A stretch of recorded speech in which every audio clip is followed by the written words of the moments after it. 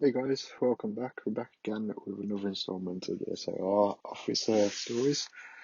This one is somebody called EW. So the story is the next person I talked to was EW, a former trainer who works as an EMT. He still comes to ops like this to help out, but doesn't work full time for us anymore. He specialises in finding lost kids. He just seemed to have a sixth sense when he came to knowing where they'd gone.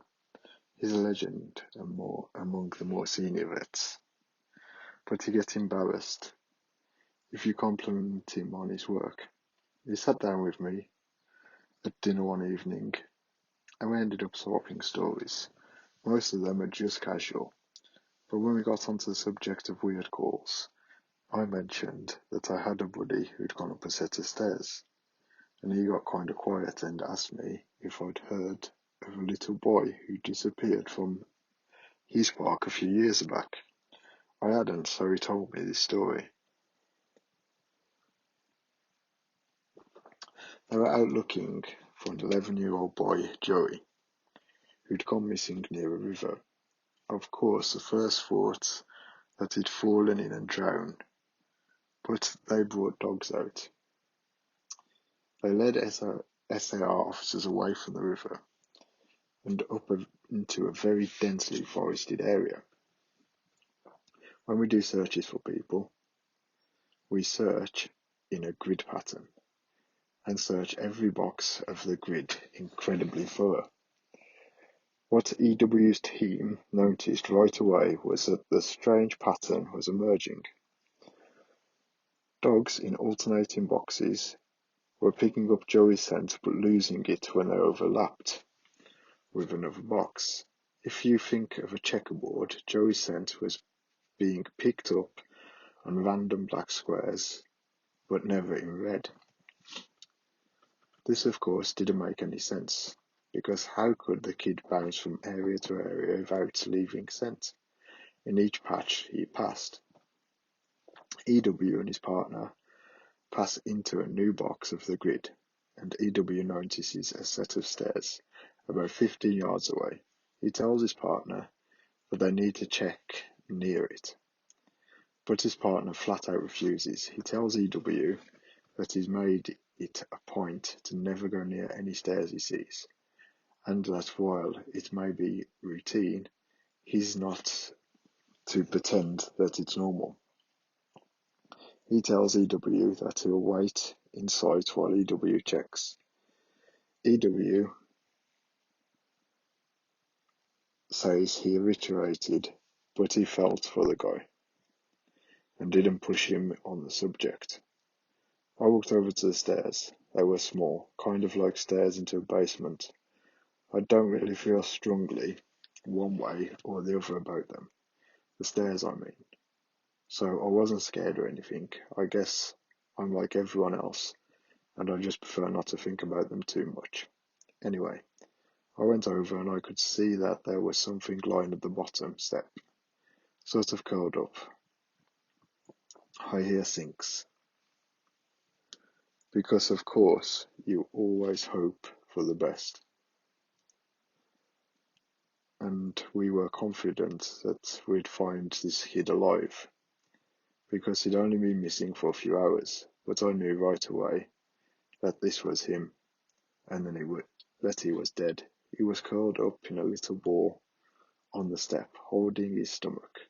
It looked like he'd been in horrible pain when he died, but I didn't see any blood except for some on his lips and chin. I radioed in that I'd found him, and we got his body back to command.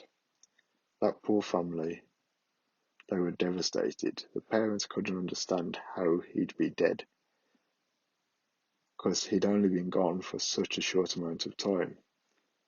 And on top of that, we didn't have obvious cause of death, which just made it worse. I figured he'd probably eaten something poisonous, since he was holding his stomach when I found him. But I didn't want to guess. It's hard enough to hear that your kid is dead, let alone have some stupid SAR guy guessing about what happened. They took him away, and I went home and tried not to think about it. I hate finding dead kids, man. I love this job, but one of the reasons I left is I've got 2 daughters, and the thought of losing them that way he choked up a little here. I'm not great with emotional stuff like that, and it's always sort of awkward when you see a grown man cry. So I didn't really know what to do. He pulled himself together eventually, though, and kept going. We don't always hear back from the coroners about the cause of death. It's not really our job to know. I guess sometimes if they think it's foul play, they won't tell us because of legal bullshit.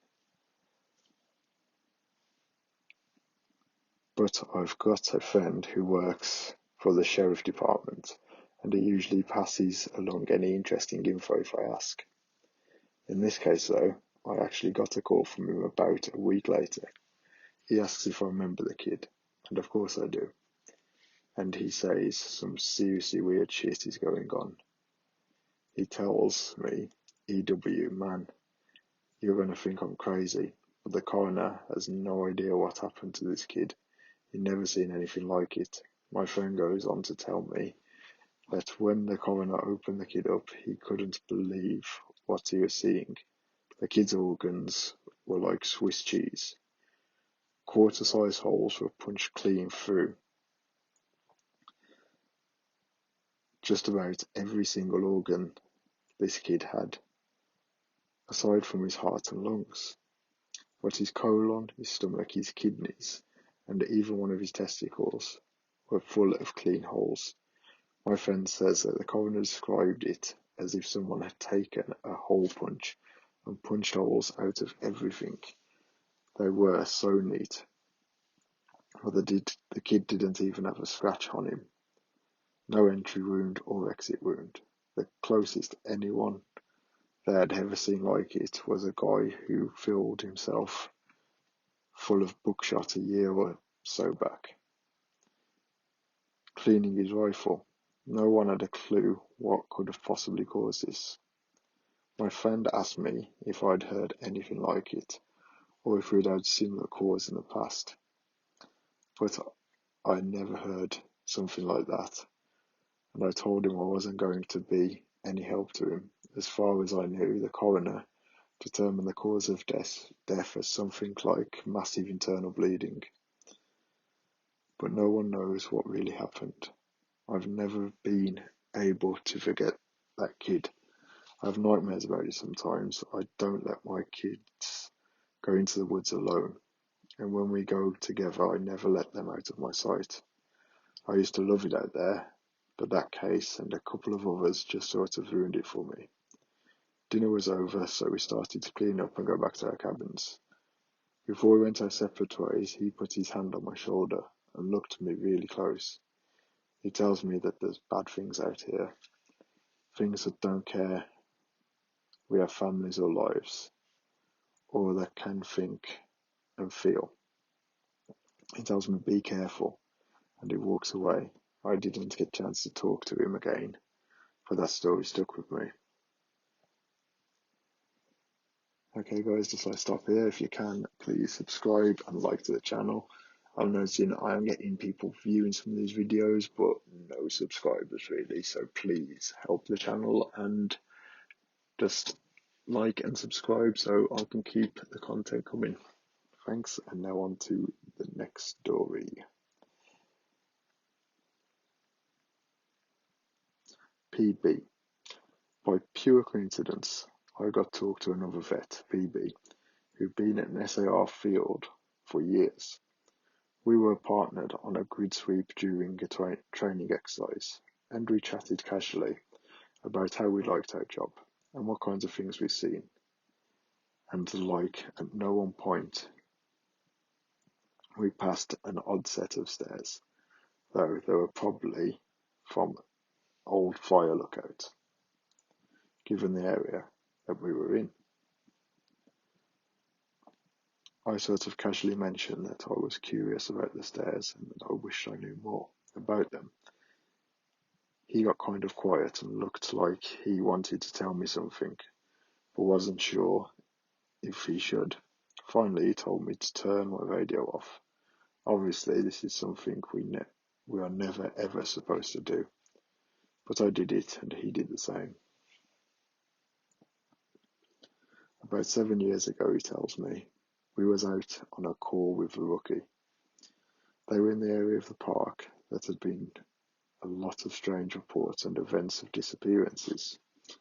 Stories about lights in the forest, odd noises, things like that. The rookie was totally spooked. Kept going on and about things out in the woods. According to BB, the guy wouldn't stop talking about the Goatman. Just on and on, Goatman this, Goatman that. Finally, I told him that there was plenty else to be afraid of out here. That was very real. And that he'd better get over this thing with the Goatman. The rookie wanted to know what kind of things I was talking about, and I just told him shut up and walk.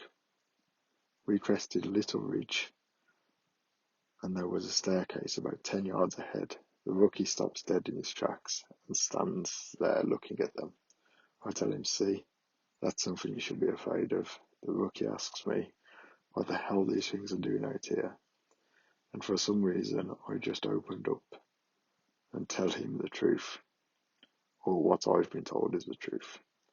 I could have gotten into a lot of trouble by doing what I did, and I could get into a lot of trouble for repeating to you.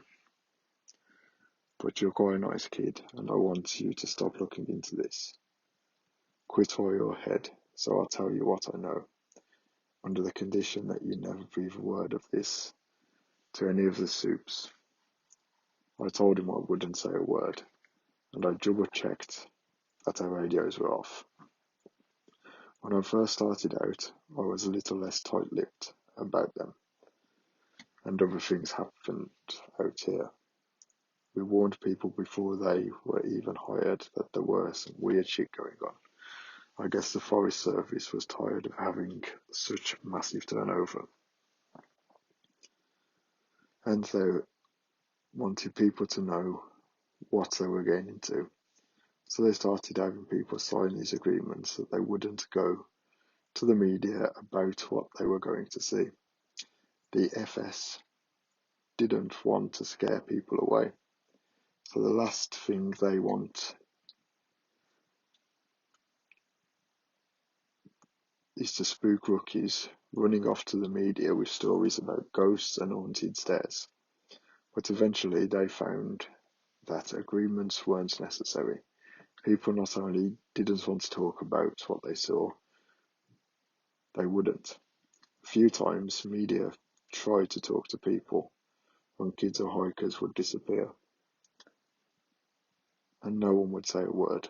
I can't really explain it. I guess we just don't really want to admit anything is wrong. This is our job, to be out in the woods every single day. We don't need to be spooked, and the best way to avoid this is pretend like everything is okay. So I'll tell you everything I can think of, and after that I'm done talking about it for good.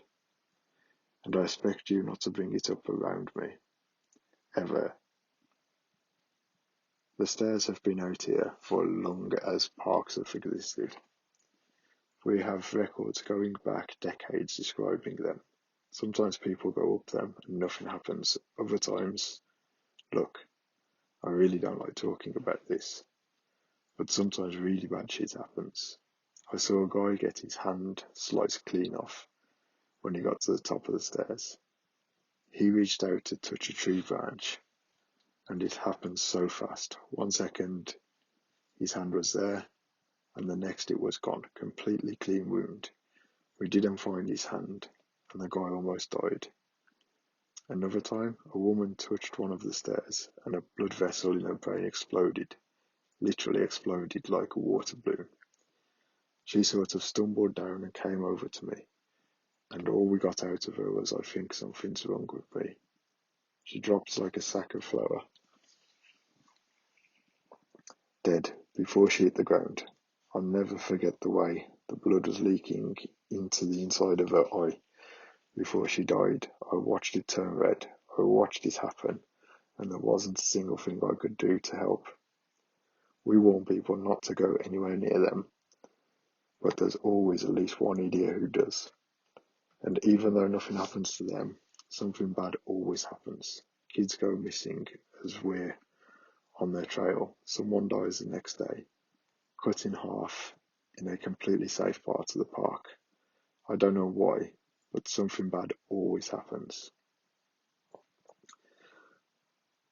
I don't know exactly why they're out there, but it doesn't matter. They're here, and if we're smart, we'd tell our new officers exactly what they're capable of. We were both quiet for a little while. I was afraid to talk because I wasn't sure if he was done. He looked like he wanted to say something else. Finally, he spoke up again. Have you ever noticed how you can't find the same once twice? I nodded, expecting him to continue, but he just stayed quiet, walking along beside me. And eventually he started a story about the biggest deer he'd ever seen in the park. I didn't bring up the subject again. I didn't press him for any more stories. He dropped out the op the next day. Apparently, he left before the sun came up. He said he was sick. None of us have heard or seen him since he left. I'm going to stop here for the time being. I will try and post the next part in the coming days. But what with being the end of the summer, things are pretty busy here. Thanks for continuing interest, guys. You've really awakened this curiosity in me that I didn't know I had. So thanks again for listening to the stories, guys. That was part 4. There is a part 5 wrote as well. So I will try and narrate those and get those stories up. In the meantime, I'd just like to say, please like and subscribe to this if you like the content, and we'll keep that coming. And submit any other stories or suggestions of stories that you'd like to hear. And thanks again, guys. I'll speak to you soon.